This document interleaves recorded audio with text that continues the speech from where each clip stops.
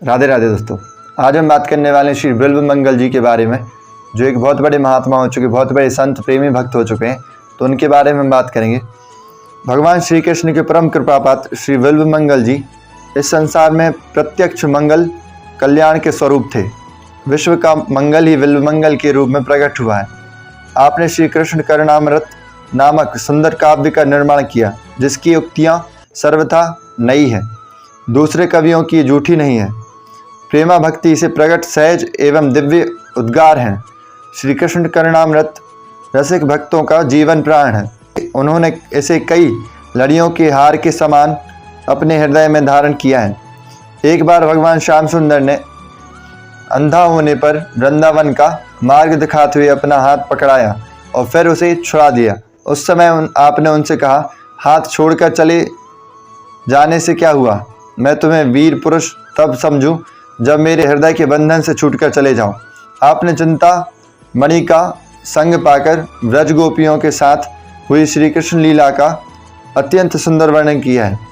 उसके द्वारा सभी भक्तों का मंगल हुआ, अतः आप मंगल की मूर्ति ही थे।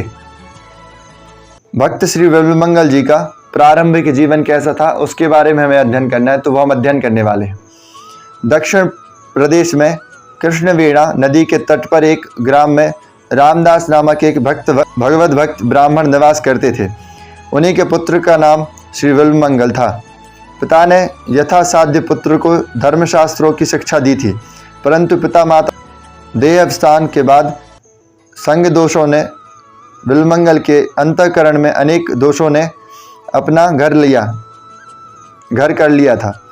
यहाँ तक कि वह चिंतामणि नामक एक वैश्या के रूप पर आसक्त हो गया। आज बिल्वमंगल के पिता का श्राद्ध है।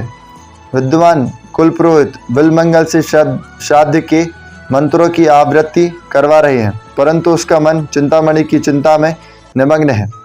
उसे कुछ भी अच्छा नहीं लगता। किसी प्रकार श्राद्ध समाप्त कर जैसे तैसे ब्राह्मण को झटपट भोजन करवाकर बिल्वमंगल चिंतामणि के घर जाने को तैयार हुआ। संध्या हो चुकी थी। लोगों ने समझा कि भाई, आज तुम्हारे पिता का श्राद्ध है, वैश्या के घर नहीं जाना चाहिए, परंतु कौन सुनता था। उसका हृदय तो का धर्म कर्म से शून्य हो चुका था। बिल्वमंगल दौड़कर नदी के किनारे पहुंचा। अकस्मात प्रबल वेग से तूफान आया और उसके साथ मूसलाधार वर्षा होने लगी। रात दिन नदी में रहने वाला केवटों ने भी नाव को किनारे बांधकर वृक्षों का आश्रय लिया, परंतु बिल्वमंगल पर इन सब का कोई प्रसर नहीं हुआ। उसने केवटों से उस पार ले जाने को कहा, उतराई का भी गहरा लालच दिया, परंतु मृत्यु का सामना करने को कौन तैयार होता। अंत में वह अधीर हो उठा और कुछ भी आगा पीछा ना सोचकर तैरकर पार करने के लिए सहसा नदी में कूद पड़ा। संयोगवश नदी में एक मुर्दा बहा जा रहा था। बिल्वमंगल तो बेहोश था। उसने उसे काठ समझा और उसी के सहारे नदी के उस पार चला गया। कुछ ही दूर पर चिंतामणि का घर था। श्राद्ध के कारण आज बिल्वमंगल के आने की बात नहीं थी, अतएव चिंतामणि घर के सब दरवाजों को बंद करके निश्चिंत होकर सो चुकी थी। बिल्वमंगल ने बाहर से बहुत पुकारा, परंतु तूफान के कारण अंदर कुछ भी नहीं सुनाई दिया। बिल्वमंगल ने इधर उधर ताकते हुए बिजली के प्रकाश में दीवार पर एक रस्सा सा लटका देखा, परंतु उसने उसे पकड़ा और उसी के सहारे दीवार फांदकर अंदर चला गया। चिंतामणि को जगाया। वह तो इसे देखते ही स्तंभित सी रह गई। नंगा बदन, सारा शरीर पानी से भीगा हुआ, भयानक दुर्गंध आ रही है। उसने कहा, तुम इस भयावनी रात में नदी पार करके बंद घर में कैसे आए? बिल्वमंगल ने काठ पर चढ़कर नदी पार होने और रस्से से सहायता से दीवार पर चढ़ने की कथा सुनाई।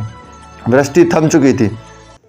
चिंता दीपक हाथ में लेकर बाहर आई। देखती है तो दीवार पर भयानक काला नाग लटक रहा था और नदी के तीर सड़ा मुर्दा पड़ा था। बिल्वमंगल ने भी देखा और देखते ही कांप उठा। चिंतामणि ने भर्त्सना करके कहा, तू ब्राह्मण है? अरे, आज तेरे पिता का श्राद्ध था, परंतु एक हाड़ मांस की पुतली पर तू इतना आसक्त हो गया कि अपने सारे धर्म कर्म को तिलांजलि देकर इस डरावनी रात में मुर्दे और सांप की सहायता से यहाँ दौड़ा आया। तू आज जिसे परम सुंदर समझकर इस तरह पागल हो रहा है, उसका भी एक दिन तो वही परिणाम होने वाला है जो इस सड़े मुर्दे का है। अरे यदि तू इसी प्रकार उन मनमोहन श्याम सुंदर से मिलने के लिए यूँ छटपटा कर दौड़ता तो अब तक उनको पाकर तू अवश्य ही कृतार्थ हो चुका होता। वेश्या की वाणी ने बड़ा काम किया। बाल्यकाल की स्मृति उसके मन में जाग उठी। पिताजी की भक्ति और प्रणता के दृश्य उसकी आंखों में सामने मूर्तिमान होकर नाचने लगे।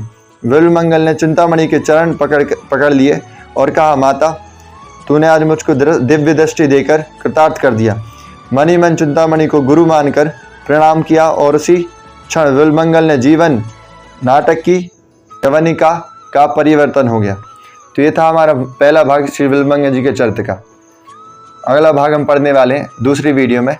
जब तक के लिए राधे राधे।